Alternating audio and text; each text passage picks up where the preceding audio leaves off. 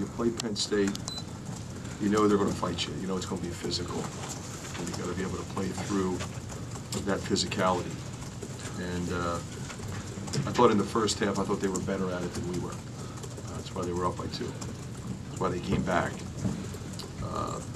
You know, I think, you know, we hit a bunch of shots early, and I think we softened a little bit. And I thought in the second half we were much tougher defensively, much tougher on the glass. You know, playing through contact was it was a different team almost, I thought. How big was that stretch, Coach? I'm sorry. How big was that stretch where 13 minutes to go, they're in the double bonus already, and they only had like 3 or 4 fouls, but you were able to flip that pretty quick and ended up shooting really well from the line. You know we're going to throw it in, we're going to attack, we're going to drive the ball, we're going to push it on makes and misses, and you know that's the aggressiveness with which we have to play with to get to the point where if you're fortunate enough to have a lead and you know they're going to foul, you know you're sitting there with 2 shots every time. So we just kept our attack mentality, and they called some fouls. Next thing you know, we're at a bonus, and in short order, we were in the double bonus. Yeah, Brandon, what do you got? Yeah, when you talk about the attack mentality with Mike specifically, it seemed like there were times that he was open, he was calling for the ball, and I think one of them was the instance where he hit the 3 that put you up. Just, are you starting to see more of that out of him? And oh, no question. I mean, you look at his numbers and the way he's shooting the ball. I mean, he makes 4 threes today. You know, 7 and 2 assist turnovers. I mean, he's really playing well, and he's playing at a high energy level. You know, and the thing that was, I think, important, he made 2 mistakes. One on the inbounds, on the out of bounds play, and the other one against the press. I think we were up 9, it went up 7, then went to 7, something like that. Or it was 7, went to 5. But you know, he was able to play through that, and I thought that showed a great level of maturity for him. First time you've played Penn State with Newville and Frazier on the floor at the same time. Just talk about the challenges of stopping those 2 guys and how you think you did. Well, you know, I thought we did okay. I mean, they're both really competitive, you know, and they have a sense of when to go, when to give it up, when to shoot it. They both can shoot it outside. They both can get to the rim. If they get to the right, it's over. Timmy does a great job of finding people when he gets in the lane, when the help comes, he loads up their shooters. They didn't shoot it well today. That didn't help him. Newbill is so powerful. You know, he's back to his natural position in the off guard. Last year he played the point, and he was a handful there. And I think that helped him. I think it helped his game to kind of be that guy.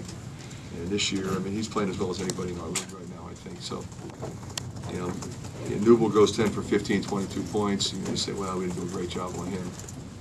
Did a much better job on Frazier, but he didn't get a lot of help from the 3-point shooter. Usually a better 3-point. You know, you figure Woodward, you know, is going to make one. I mean, you think Johnson's, who did make one. You know, but normally they're going to get more 3s out of their post position. That's what makes them difficult with their 4 and 5.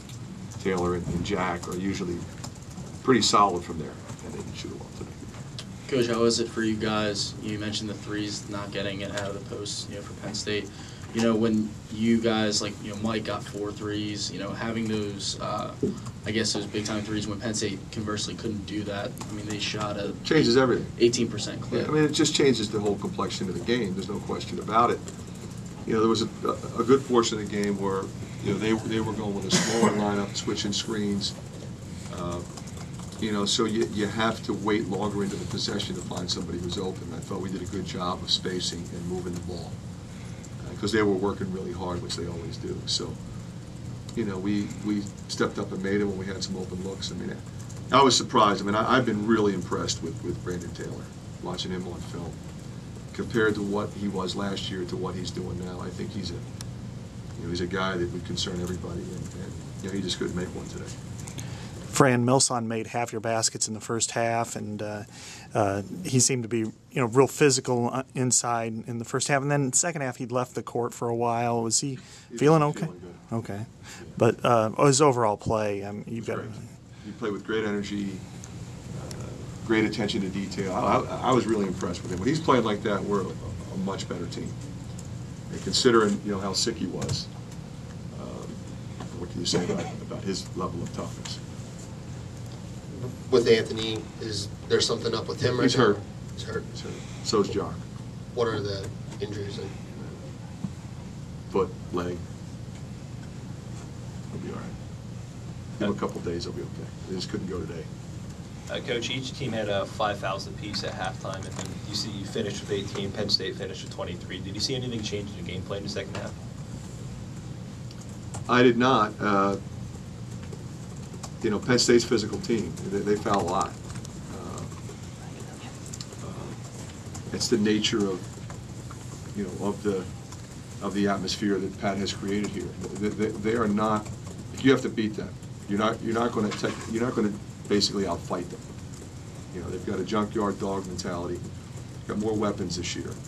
So as far as the second half is concerned, maybe a little more. Throw it in, drive it.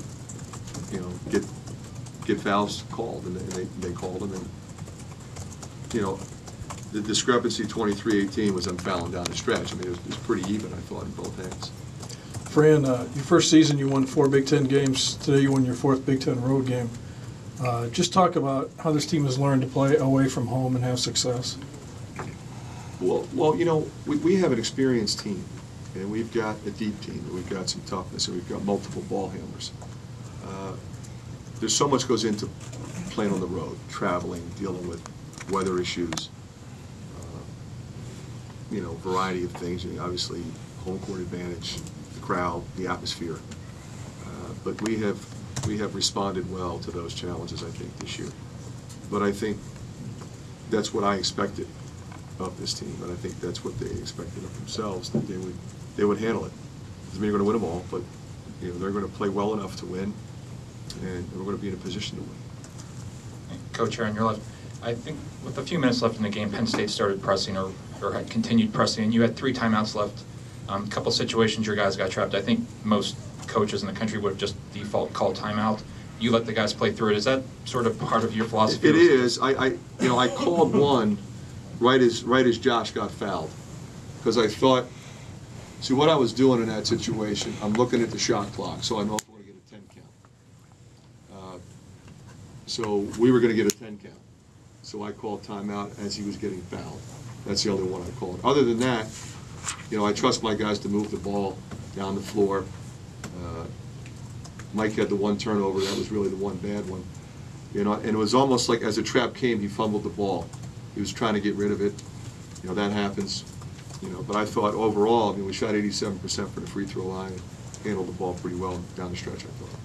Fran, a couple weeks ago you talked about toughness, and it seems like Adam Woodbury has really embodied that. But at the free throw line today, he was making his free throws. He sent him in late to get a rebound, and he got one. What do you think of his play? The way he's elevated his level of play. He's been fabulous. I mean, games have different feels, and there's times I want to play him a lot more. Today, Jared was really good, I thought, especially in that one stretch. So he ended up playing more. I played Mel at the 5. He was playing well. Whitey and Devin were playing, so was Mike. So, he didn't play as much, but he was ready to go when we needed him. It's been terrific. I think against Michigan you had 7 turnovers. Today you had 6. Does that show just the progress you have in dealing with the pressure? But you can't go on the road and turn the ball over and win. This team, if you turn it over, they're so quick. With Frazier and Newell getting out, they're just going to get layups. But the same was true, against Ohio State, against Michigan State. Those teams are so quick. So you've got to be able to move the ball, take care of the ball. And if you don't score, you got to get a good shot. And that gives your team a chance to get your defense back. Now you're making them score against a stacked defense rather than a split defense. Against a split defense, they're spectacular. Against a stacked defense, not as good. Nobody is.